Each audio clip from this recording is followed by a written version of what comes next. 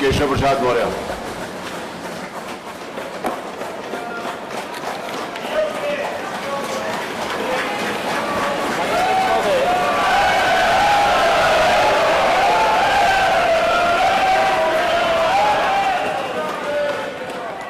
माननीय अध्यक्ष महोदय, महामहिम राज्यपाल महोदय जी के द्वारा जो अभिभाषण सदन के सामने रखा गया, जिसके समर्थन में डॉक्टर मंजू सुहास जी ने प्रस्ताव रखा, उनके समर्थन में मैं बोलने के लिए खड़ा हुआ। अभी मैं बड़े ध्यान से नेता प्रतिपक्ष पूर्व मुख्यमंत्री समाजवादी पार्टी के राष्ट्रीय अध्यक्ष जी की बातें सुन रहा था। मुझे लगता है कि पूरा उत्तर देंगे तो बहुत देर तक आपको सुनना पड़ेगा, लेकिन कुछ बातें मैं शुरू में जरूर कहना चाहूँगा। निश्चित तौर से नेता सदन को इस बात का बहुत दर्द होगा। 2012 में जब ये सरकार में आए थे, मैं भी सदन का सदस्य था, मैं भी सामने बैठा था, इधर बैठते थे। लेकिन 2012 के सरकार बनने के बाद जब 2014 का लोकसभा चुनाव होता है, उस समय अपने काम के बल पर दावा किया गया था कि उत्तर प्रदेश के अंदर भारतीय जनता पार्टी का सुपड़ा साफ करेंगे और समाजवादी पार्टी प्रदेश के साथ देश में भी सरकार बनाएगी। अगर इनके कार्य तनिक भी अच्छे हुए होते, जिसका बड़ा गुणगान इतनी देर से मैं घंटे भर से सुन रहा हूं, आप भी सुन रहे हैं, पूरा सदन सुन रहा है, पूरा प्रदेश सुन रहा है, और उसके गुणगान का उसका जवाब जनता ने दिया। जनता ने क्या जवाब दिया? सुपड़ा साफ हो गया समाजवादी पार्टी का। मैंने सुपड़ा साफ हो गया समाजवादी पार्टी का। उसके बाद बड़े दावे किए जा रहे। 14 में हारने के बाद 2017 का विधानसभा चुनाव आया, तो 5 वर्ष की उपलब्धियां जिसको आप गिनाते हुए थकते नहीं। मैं नहीं जानता हूं ये आपको कौन सा रोग है। अगर कोई रोग है, मैं कहूंगा आप जांच नहीं कराएंगे। लेकिन मैं माननीय अध्यक्ष जी से जरूर ये निवेदन करूंगा, माननीय नेता प्रतिपक्ष जी जहां से भी चाहे ठीक से इलाज करा ले, और इलाज करा करके जो भी योजनाएं आती, हर योजना को एक स्टिकर जैसे समाजवादी पार्टी का चस्पा करके अब इस रोग से मुक्त हो जाइए। 5 साल बाहर रह गए, 5 साल के लिए फिर बाहर हो गए हैं। आने वाले 25 साल तक कभी आपका नंबर लगने वाला नहीं है। आप कोई अच्छा सुझाव, दावे करना, बातें करना, मैं समझ सकता हूं कि आप, मैं पूछ रहा था किसी अपने बहुत मेरे अच्छे साथी हैं, बहुत सारे ज्योतिष का ज्ञान रखते हैं, मैंने पूछा क्या है भाई आप बताइए, अखिलेश जी 400 सीटों का दावा कर रहे हैं। तो उन्होंने कहा देखिए अभी तक मेरे हिसाब से होगा आपका कि वहां नहीं बैठ पाऊं कभी भी। मेरे हिसाब से मैं आप माननीय नेता प्रतिपक्ष जी को मैं बताना चाहता हूं, सदन नेता प्रतिपक्ष जी को बताना चाहता हूं, आप चिंता मत करिए। आपकी बहुत कोशिश के बावजूद हमारे मुख्यमंत्री योगी जी वहां बैठे हैं, केशव प्रसाद यहां बैठा, और यह सदन पूरा भाजपामय है। और इसके बाद मैंने एक अपने बताया ज्योतिषी मित्र से मैंने पूछा कि भाई बताइए, समाजवादी पार्टी के मुखिया जो है लगातार 400 सीटें जीतेंगे, ऐसा दावा कर रहे हैं, क्या वास्तविकता क्या है? हम लोग तो जमीन पे देख रहे थे कि समाजवादी पार्टी कहीं अता पता नहीं है, लेकिन जो पता चला वो भी मैं जानता हूं। शायद मैं सदन में मैं बोलूंगा, मैं सदन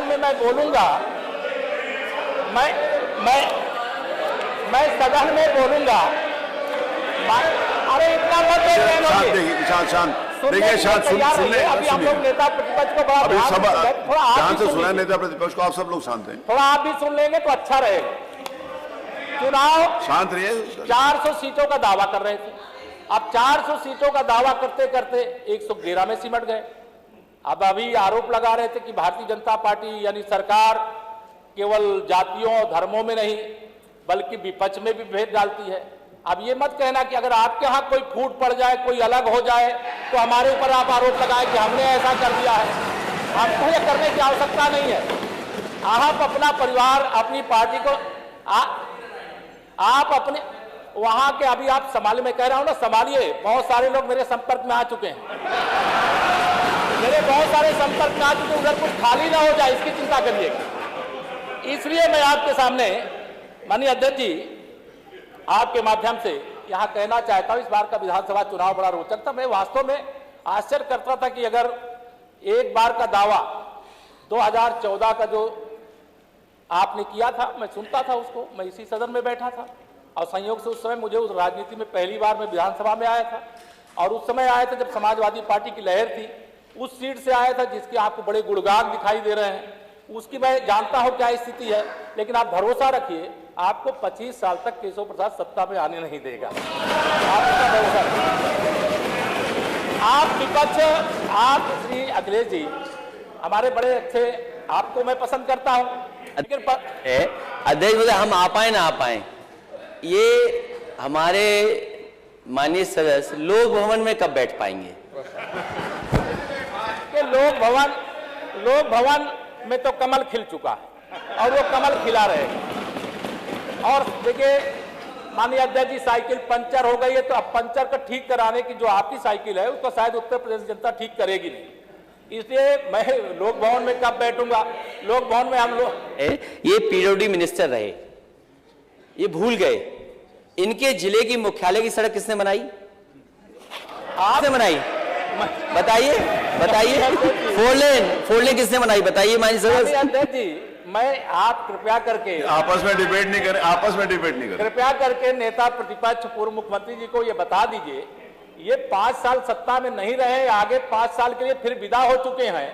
2027 में चुनाव आएगा, मैं तो यह मानता हूं कि फिर कमल खिलेगा, फिर आपका अभी कोई भविष्य इस समय नहीं है, लेकिन सड़क किसने बनाई है, एक्सप्रेस किसने बनाया है, मेट्रो किसने बनाई है? जैसे लगता है आपने सैफई की जमीन बेच करके ये सब बनवा दिया है। तुम अपने घर के, तुम अपने पिताजी से पैसा लाते हो बनाने के लिए? तुमने राशन बांटा तो पिताजी ने क्या बात है? कोई बात है?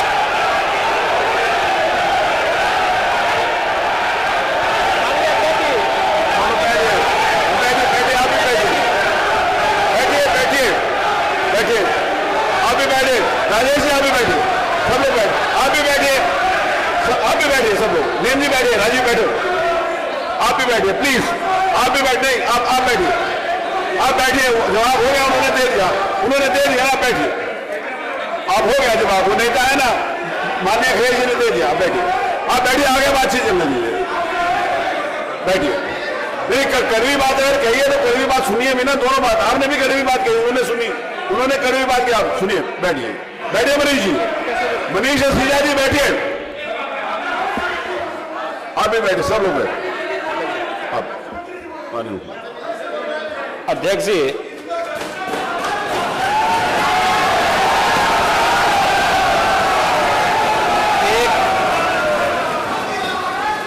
एक घंटे से अधिक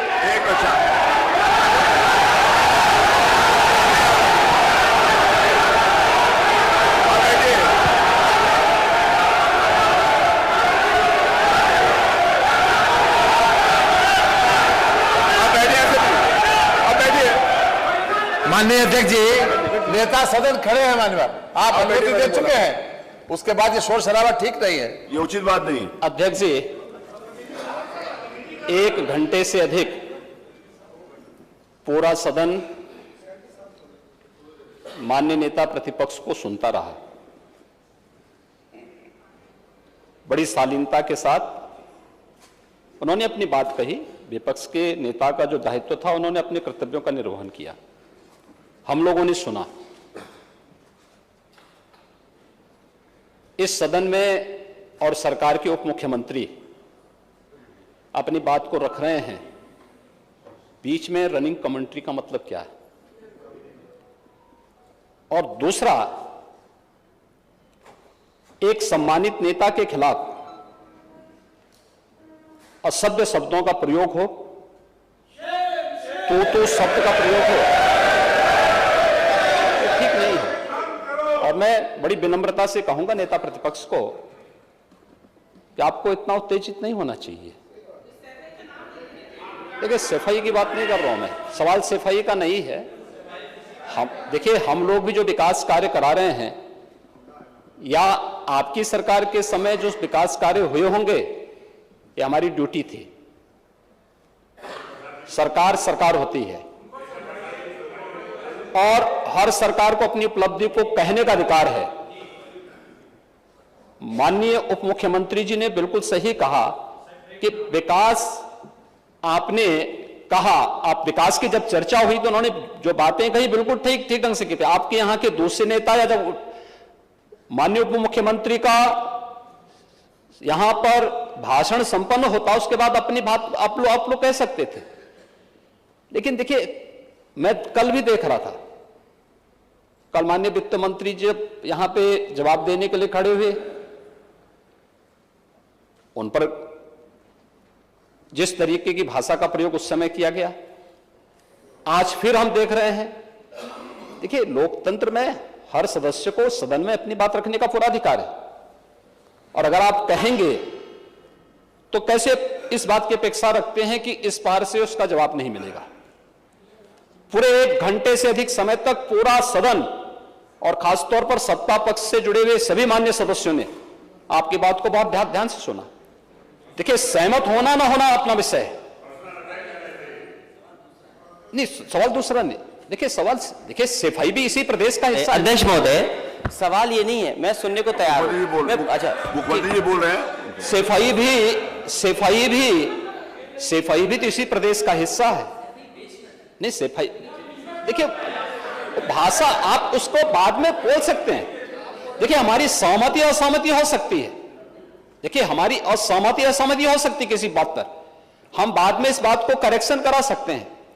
लेकिन तो मैंने शब्द का प्रयोग नहीं किया जाना चाहिए और किसी भी असभ्य भाषा का प्रयोग नहीं होना चाहिए। और मैं माननीय अध्यक्ष जी से अनुरोध करूंगा कि अगर इस प्रकार की शब्दावली प्रोसीडिंग का हिस्सा बनी है तो कृपया उसको हटवा दें, क्योंकि यह गलत परंपरा होगी और मैसेज का देश के अंदर खराब जाएगा। हमें हमेशा इस बात को ध्यान में रखना होगा, सदन की मर्यादा का ध्यान हर हाल में बनाए रखना होगा। दूसरा, जब एक सदस्य बोल रहा हो तो सदस्य के बीच में, और खासतौर पर उप मुख्यमंत्री बोल रहे हो, तो बीच में रनिंग कमेंट्री करना, बीच में धमकी देना, ये चीजें ठीक नहीं है और मुझे लगता है सदन की मर्यादाएं इससे आहत होती हैं। कोई भी इसको नहीं स्वीकार करेगा और मैं विनम्रता से कहूंगा, माननीय नेता प्रतिपक्ष को उनका सम्मान है, वे सबसे बड़े विपक्षी दल के नेता हैं और मुझे लगता है कि इस मर्यादा की अपेक्षा केवल सत्ता पक्ष से ही न करें, विपक्ष भी उस मर्यादा का पालन करेगा तो दोनों का सम्मान बना रहेगा और यह सम्मान दोनों का बना रहे। देखिए, सहमति और सहमति लोकतंत्र की ताकत है, या आवश्यक नहीं, हम ये नहीं कहते हमारी बात से सहमत हूं, या मैं ये भी नहीं कह सकता कि मैं आपकी बात से सहमत हूं। जब मेरी बारी आएगी, मैंने तो पूरे 1 घंटे तक आपकी बात को सुना, मेरी बारी जब मेरे दल की ओर से मेरी बारी लगाई जाएगी, मैं उस दिन अपनी बात को यहां पे रखूंगा। मैंने आपके पूरे भाषण को इसीलिए सुना ही नहीं, प्रोसीडिंग मंगाऊंगा, फिर देखूंगा, उसका पूरा जवाब भी दूंगा यहां सदन पे, और मैं उम्मीद करूंगा कि सभी विपक्षी नेतागण उस दिन यहां पर हमारी बात को भी सुनेंगे। लेकिन एक सरकार के वरिष्ठतम नेता में से एक और उप मुख्यमंत्री जो लगातार दूसरी बार उप मुख्यमंत्री हो रहे हैं, उनके द्वारा अपनी बात को रखा जा रहा हो, मुझे लगता है शालीनता से हमें सुनना चाहिए। अगर हमें लगता है गलत हो रहा है, देखिए, बहुत सारी चीजें अगर हम भी इस बात को कहते, बहुत सारी चीजें नेता प्रतिपक्ष भी ऐसी थी जो आपत्तिजनक हो सकती थी, हमने सुना, भाई हमें जो स्वीकार करना होगा वो स्वीकार करेंगे और उसका जवाब देंगे भी, लेकिन बीच में इस तरीके की उत्तेजना दिखाना उचित नहीं है। देखिए, माहौल इससे खराब होता है और अनावश्यक रूप से बाहर मैसेज खराब जाता है। हमारे बारे में टिप्पणियां होती हैं, सदन के बारे में टिप्पणी होती है, हर एक सदस्य की मर्यादा भंग होती है और सदस्य की इसका सम्मान बाहर तार होता है, पब्लिक में इसका मैसेज खराब होता है और इस प्रकार की शब्दावली का प्रयोग न हो। और अगर ये तो शब्द का प्रयोग हुआ है तो मैं आपसे अनुरोध करूंगा कि कृपया इसको सदन की प्रोसीडिंग का हिस्सा कतई न बनाने दिया जाए, क्योंकि ये आने वाले समय में नजीर बनेगा। फिर यही होगा जो इससे पहले इस सदन में होता रहा है, उस चीज को हर हाल में रोकना होगा। और मैं आपसे विनम्र अनुरोध करूंगा कि ये रनिंग कमेंट्री, बीच में धमकी देना, ये चीजें बंद होनी चाहिए। अच्छा होगा कि इस कार्रवाई चीज को दिखवा लूंगा। धन्यवाद। मैं कार्रवाई को दिखवा लूंगा। अध्यक्ष महोदय, अध्यक्ष महोदय जो बात अगर नेता सदन ने कहा कि कोई अनपार्लियामेंट्री लैंग्वेज या वर्ड्स आए तो उनको निकाल दिया जाए, मैं भी सहमत हूं। लेकिन मेरा अध्यक्ष महोदय वही निवेदन ये भी है कि किसी को पर्सनल नहीं कहा जाना चाहिए।